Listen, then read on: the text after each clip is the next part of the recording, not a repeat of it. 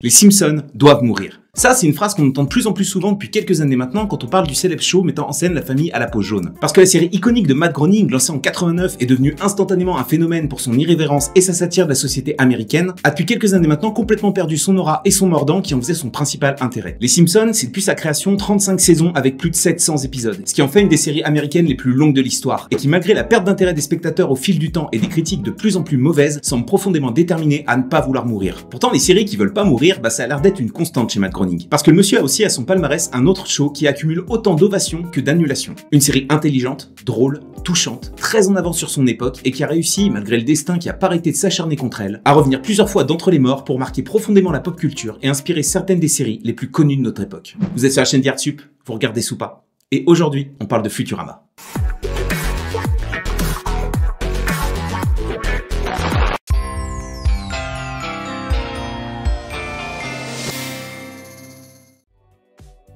Bon, je pense que tout le monde connaît les Simpsons et je vais pas m'étaler plus que ça sur la série, parce que bon, c'est un des shows les plus longs et les plus connus de l'histoire de la télé. Par contre, ce qui est intéressant, c'est de parler un peu de son créateur Matt Groening et de ce qui l'a amené à se lancer dans la création de Futurama. Et vous allez voir, il y a pas mal de choses intéressantes à en tirer, notamment pour comprendre pourquoi cette série a autant galéré. Matt Groening, c'est un Américain né le 15 février 54 à Portland dans l'Oregon, qui depuis son plus jeune âge baigne dans la culture de la création et de l'imaginaire. Parce que son père Homer, c'est un réalisateur et un dessinateur qui va pas mal influencer son fils. Et naturellement, le petit Matt, il se met très tôt à dessiner et à écrire par lui-même, au point que quand il va arriver à l'université, c'est lui qui va prendre en charge le journal de son campus, dans lequel il va pouvoir proposer ses dessins et ses histoires. Et après ses études, pour lui c'est tout vu. Il veut devenir scénariste. Alors il va déménager à Los Angeles, qui est une ville qu'il voit comme pleine d'opportunités. Seulement, là-bas, il trouve pas de boulot dans son domaine, et il est rapidement obligé de trouver des jobs alimentaires qui vont lui mettre un sacré coup au moral. Et très rapidement, il se dit que s'il veut se créer une carrière et se démarquer, il va pas pouvoir compter sur les autres, et il va falloir le faire lui-même. Et Matt, il se lance donc dans sa première création. Un comic strip du nom de Life in Hell, qu'il auto-édite et qui met en scène des lapins parlant du quotidien américain avec un ton très satirique et moqueur. Parce que Groening, c'est un peu un punk dans l'âme et il puise énormément dans ce qu'il vit lui-même depuis qu'il a débarqué à la Cité des Anges. En gros, Life in Hell, c'est un peu son exutoire. Et cette BD, elle va très vite rencontrer un énorme succès. Parce qu'à cette époque, la culture punk, elle commence à se répandre, et avec elle, cette envie profonde de critiquer l'ordre établi. Ce qui est complètement ce que propose la création de Groening. Son œuvre, elle va même se retrouver publiée en 78 dans le sulfureux magazine Wet, qui va lui donner encore plus de visibilité et lui permettre même de commencer à commercialiser des produits dérivés ou de collaborer avec Apple.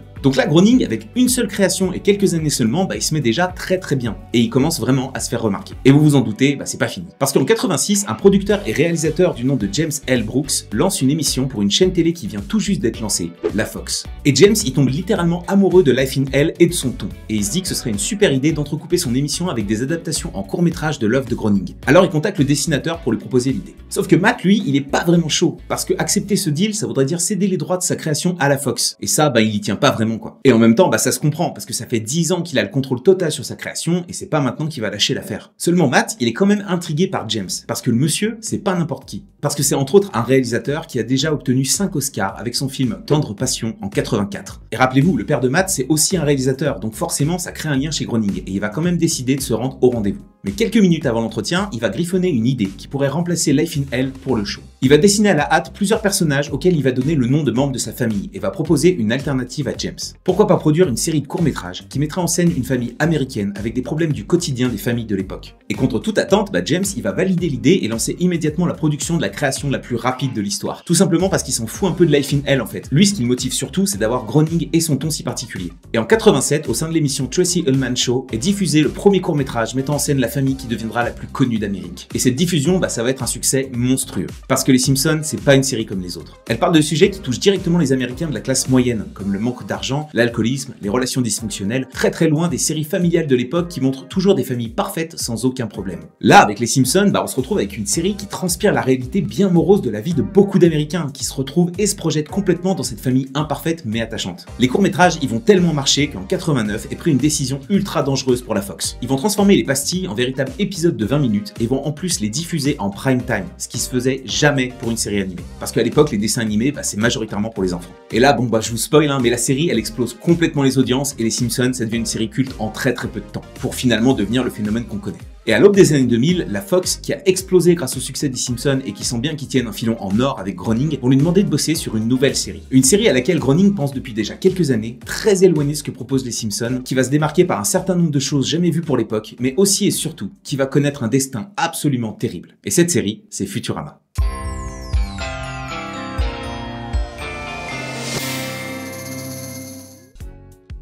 Bon, j'espère que vous êtes bien accrochés parce que l'histoire de Futurama, c'est un sacré bordel et on pourrait presque qualifier la série de plus malchanceuse de l'histoire. Et vous allez voir que dès ses débuts, il y avait déjà des choses qui puaient. Donc Groening, il cartonne avec les Simpsons, sauf que comme tous les artistes, il peut pas s'empêcher de créer de nouvelles choses. Et pendant la production de la série, il va se lier d'amitié avec un des scénaristes qui s'appelle David X. Cohen, qui honnêtement a rien à foutre à ce poste. Parce que le petit David, il sort pas d'une école de cinéma ou de littérature. Non, non, non. Lui, c'est un diplômé d'Harvard en physique, mais il a aussi une maîtrise en informatique théorique. Donc ouais, y a rien qui le relie à une carrière de scénariste, quoi. Le mec, c'est clairement une tête d'ampoule. C'est comme si mon cerveau faisait des connexions, et que ces connexions menaient d'autres connexions, et tout ça se met en route à fond la caisse comme une bombe qui explose.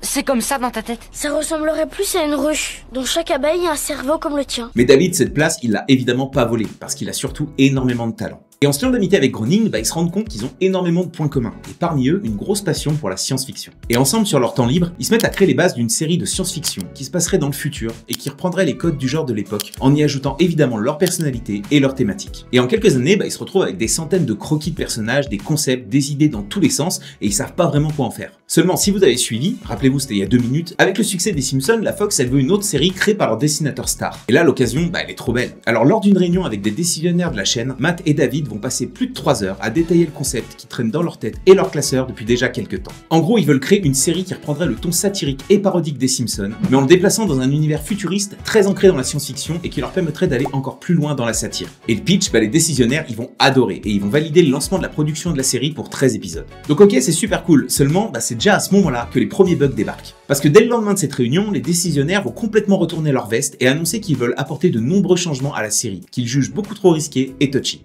Dès qu'ils l'ont commandé, ils ont complètement paniqué et ont eu peur que le spectacle soit trop sombre et méchant. Et ils ont pensé qu'ils avaient fait une énorme erreur et que la seule façon de répondre à leurs angoisses était d'essayer de me rendre aussi fou que possible avec leur frustration. Seulement Groening, c'est pas un bleu et il va pas se laisser faire du tout et il va bloquer chaque modification qui est demandée. En gros, sa série sera telle qu'il l'a pensé ou ne sera pas. Et devant l'aplomb du monsieur, la Fox va finalement céder et lui permettre de lancer la production comme il l'entend. Groening et Cohen vont s'entourer d'une équipe composée en partie de celles qui travaillent sur les Simpsons et en partie de petits nouveaux, qui ont un profil assez atypique. Parce que comme David, plusieurs membres sont diplômés de doctorat en sciences ou en mathématiques appliquées. Et vous verrez, ça a son importance. Et avec l'équipe au complet et une liberté totale sur leur œuvre, Groening et Cohen vont bosser pendant plus de 3 ans sur leur nouvelle série, Futurama. Futurama raconte l'histoire de Fry, un jeune livreur loser de notre époque, qui va, le soir du Nouvel An 99, livrer une pizza dans un centre de cryogénie et se retrouver congelé pour se réveiller 1000 ans dans le futur. Dans cette nouvelle époque où cohabitent aliens, robots et mutants en tout genre, il va trouver un emploi chez son arrière petit-fils, le professeur Farnsworth, génie scientifique à la tête d'une entreprise de livraison qui compte plusieurs membres tous plus loufoques les uns que les autres, dont Leila, une cyclope badass et capitaine de vaisseau, le professeur Zoidberg, un homme homard déjanté et surtout médecin complètement aux fraises, mais aussi et surtout Bender, un robot suicidaire accro au sexe, à l'argent et à l'alcool. Bref, un bon gars. Et avec cette équipe de bras cassés adorables, Fry va vivre des aventures pour découvrir le monde 1000 ans après le sien, à la fois très éloigné de ce qu'il connaît et en même temps très proche sur bien des points. Donc là déjà, avec le pitch de Futurama, on se rend compte qu'on n'est pas dans de la science-fiction traditionnelle. Oui, ok, il y a des vaisseaux spatiaux, des aliens et tout plein de choses typiques de ce genre. Mais le truc avec Futurama, c'est qu'il raconte aussi et surtout les travers de l'Amérique et du monde moderne transposés dans un futur très lointain. Et par exemple, dans ce monde, on peut aller sur la Lune en quelques secondes, mais c'est pour y trouver un parc d'attractions. En gros, le monde imaginé par Groening et Cohen, à l'inverse d'un Star Trek par exemple, ne fait pas rêver et ne montre pas une société qui a évolué dans le bon sens. C'est aussi une série qui se permet pas mal de choses assez provocatrices pour l'époque, comme les cabines à suicide et surtout le personnage de Bender, qui est tout sauf un exemple à suivre et qui se permet de détourner la censure en n'étant tout simplement pas un personnage humain. Bref, Futurama, c'est une série atypique et surtout jamais vue à l'époque. Et lors de sa première diffusion en 99, le public va être immédiatement conquis par l'univers et surtout le ton très critique que lui ont donné ses créateurs. Seulement, la diffusion de la série, elle va être clairement sabotée. Bon, vous vous rappelez que la Fox, elle voulait avoir le contrôle total sur la création de Groening. Pour se venger, la chaîne va tout simplement lui mettre des bâtons dans les roues en ne diffusant pas la série en prime time comme il le faisait pour les Simpsons, mais en plus en mettant en place une programmation chaotique. Futurama, c'est diffusé parfois le dimanche, parfois en semaine, et parfois c'est même déprogrammé pour être remplacé par des compétitions sportives. Bref, comme dans une cour d'école, la Fox fait le bully avec la série pour l'empêcher de connaître le succès. Sauf que Futurama, ça défonce. Et malgré ce calendrier de l'enfer, le succès il est au rendez-vous et la série elle va même avoir droit à 3 autres saisons sans que la Fox ne fasse plus d'efforts pour la mettre en avant. 4 années chaotiques où la série va malgré tout développer de plus en plus ses thématiques, varier son ton, sans cesse surprendre et connaître de plus en plus de succès, au point où un jeu prévu pour la PlayStation 2 est même annoncé. Bref, malgré le contexte, tout roule pour Futurama. Sauf que la Fox, comme je vous l'ai dit, c'est un gamin de 4 ans qui est pas content qu'on lui ait piqué sa sucette. Alors en 2003, une info tombe comme un coup de massue pour Groening et pour les fans de la bande de Fry. Futurama est annulé. sans plus d'explication. Et ça, c'est tout simplement un coup de pute de certains décisionnaires de la Fox qui n'arrivaient pas à avaler le fait que la série soit un aussi gros succès. Donc après 4 ans d'antenne, la saga créée par Matt et David disparaît des écrans. Et pour rien arranger, le jeu sur PS2 qui constituait le dernier épisode de la série, c'est une vraie daube. Non vraiment, il est dégueulasse. Seulement, l'arrêt de la série, c'était clairement pas par manque d'audience, et les fans, ils sont ultra vénères, et ils vont se faire entendre très très fort. Au point où la Fox va devoir céder, et ira même jusqu'à virer les gars qui avaient pris la décision d'arrêter Futurama, pour repartir sur une 5e saison, annoncée pour 2007. Le souci, c'est que Groening, lui, il voulait faire autrement. Parce qu'après 4 saisons à développer son lore, le monsieur veut réaliser un rêve. Faire comme son père et réaliser un film. Du coup, il va rentrer en négociation avec le studio, et au final, il va pas en réaliser un, mais 4. Et là, on dirait pas comme ça, mais c'est un truc de malade. Vous imaginez le rêve pour les fans? 4 films qui reprennent les héros d'une série qui peut continuer d'exister uniquement grâce à leur motivation? C'est un truc de fou et ça peut être que génial. Sauf que la Fox, ils refusent de diffuser les films tels quels parce que c'est trop long et ça rentre pas dans les cases. Alors quand ça rentre pas dans les cases, on fait quoi? On crée des soirées spéciales, on aménage une plus grande plage horaire exceptionnelle pour faire plaisir aux fans et s'assurer un succès encore plus gros que la série? Bien sûr que non, on coupe. Et ouais, c'est vraiment pas une blague, la Fox, elle va tout simplement couper les 4 films en 4 parties pour en faire des épisodes de 20 minutes, pour que ça rentre dans leur créneau, et elle va même se permettre d'appeler ça la saison 5. Alors laissez-moi vous dire que déjà suivre une série au format épisodique avec la programmation chaotique de Futurama, c'est déjà suffisamment compliqué, alors des épisodes qu'il faut absolument pas louper parce que c'est la suite directe du précédent... Ça marche pas, ça marche pas. Et malgré une qualité plus que correcte, les films ils vont avoir une réception critique moins enthousiaste que les 4 saisons originales, notamment dû au fait du changement de format et de sa diffusion qui est comme toujours avec la série très compliquée. Et en 2009, Futurama s'arrête, pour la 2e fois. En 2010, la chaîne Comedy Central va racheter les droits de Futurama et aller voir Groening et Cohen pour lui proposer de relancer la série en commandant une nouvelle saison de 26 épisodes, qui sera diffusée en 2 parties avec un budget réduit parce que Comedy Central, c'est pas la Fox. Et parce qu'avec Futurama, je pense que vous l'avez compris, rien n'est jamais simple. Mais au moins cette fois-ci, la série aura droit à un créneau horaire stable sur 1 heure de grande écoute. Alors le succès, il est évidemment au rendez-vous parce que les fans, ils sont trop heureux de revoir leur série de cœur relancée après déjà 2 annulations. Et ce succès, ça va permettre à la série de continuer sur sa lancée avec une nouvelle saison de 26 épisodes. Mais le problème, c'est qu'au fil du temps et des 4 nouvelles années de diffusion, la série elle a commencé à être délaissée par les fans. Parce que beaucoup trouvent les nouveaux épisodes pas à la hauteur de la série originale. Et finalement la série, malgré certains épisodes de haute volée et un final exceptionnel, disparaît des écrans en 2013. Encore une fois. Et puis plus rien. Silence radio total pour la série. Laissant peu à peu la nostalgie gagner les cœurs des fans de la première heure.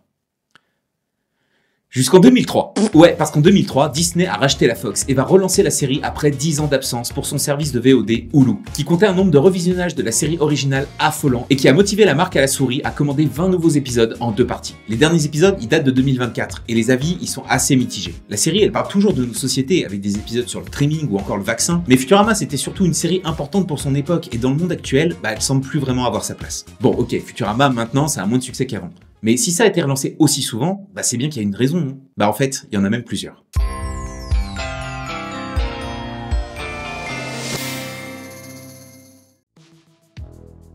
Si on met de côté le ton volontairement critique de la série, qui était déjà présent avec les Simpsons, Futurama c'est surtout une série avant-gardiste, mais aussi et surtout très intelligente. Déjà, faut savoir que c'est un show qui est ultra référencé et correct avec son utilisation des concepts scientifiques et mathématiques. Alors je vais pas tous les faire, mais j'ai quand même quelques exemples qui illustrent bien cette attention aux détails. Dans un des épisodes, Fry, qui avait $1 sur son compte en banque en 99, se retrouve avec plusieurs milliards 1000 ans plus tard grâce aux intérêts. Et le truc c'est que ce chiffre qui est montré, il est correct. Et ça, c'est le genre de détail qui aurait pu passer complètement inaperçu, même s'ils avaient mis un chiffre random, parce que pas grand monde allait s'embêter à calculer ça. Mais le fait est qu'ils l'ont fait. Et la série, elle est bourrée à ras-bord de détails dans ce genre. Et ça, dès le premier épisode. Parce que quand Fry se fait congeler, il fait nuit, et il se réveille en journée, alors que la machine l'envoie 1000 ans tout pile dans le futur. Et ça aussi, c'est pas une erreur. Parce que l'équipe, elle a pris le temps de calculer la rotation de la Terre pour définir que dans 1000 ans, il y aurait 7 heures de décalage. La série en elle-même, c'est une référence à la science. Parce que Futurama, c'est un nom tiré d'une attraction de la foire internationale de New York de 1939, qui imaginait de la manière la plus crédible possible le futur 20 ans plus tard. Et comme je vous l'ai dit plus tôt, dans l'équipe qui bossait sur la série, beaucoup avaient des diplômes en sciences et en mathématiques. Et tout ça, ça se ressent dans le projet au global. Je veux dire, les mecs, ils ont même inventé et résolu un problème mathématique pour un de leurs épisodes de la saison 6. Ce théorème, c'est le théorème de Keller, du nom du scénariste qui l'a développé. Et on retrouve aussi ce théorème sous le nom de théorème de